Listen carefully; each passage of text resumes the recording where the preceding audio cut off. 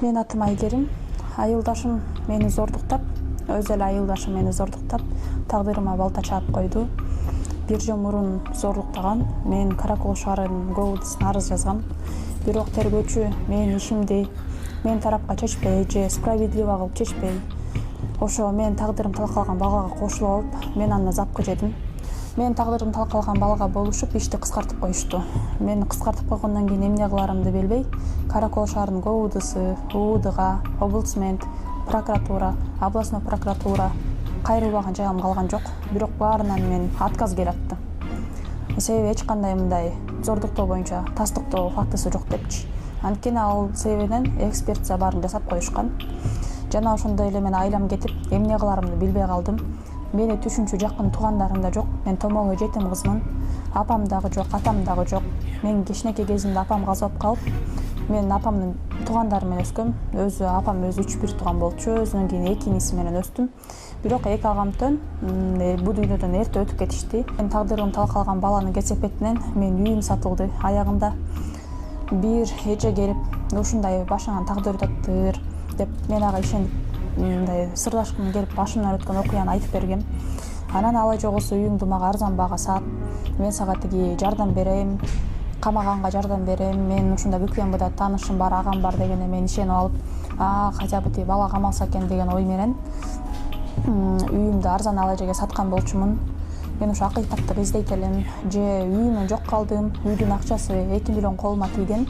Бирок ошо 2 миллион Каракол шаарынын эле менден 6 жаш улуу, 9 жаш улуу шуулумдарга илинип калган. Алар биз кармап беребиз ошо баланы, кичине устаса жардам беребиз. Анан мен мейли булар жардам берет го деп ишенгем.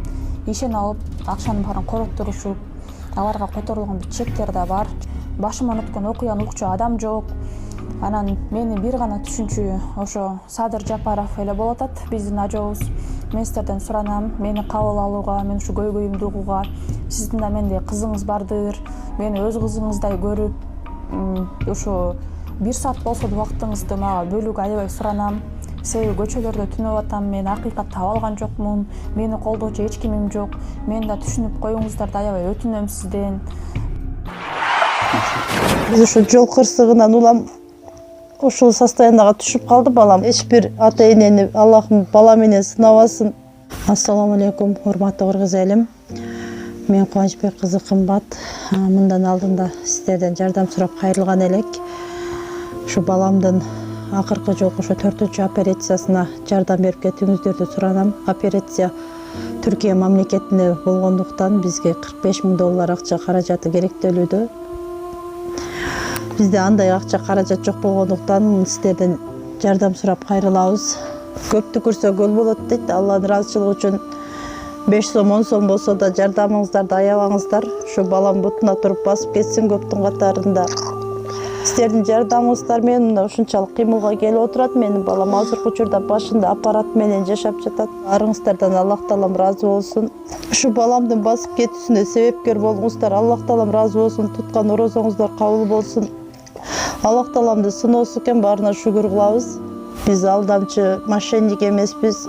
Бардык карта өзүмө караштуу, өзүмө таандык.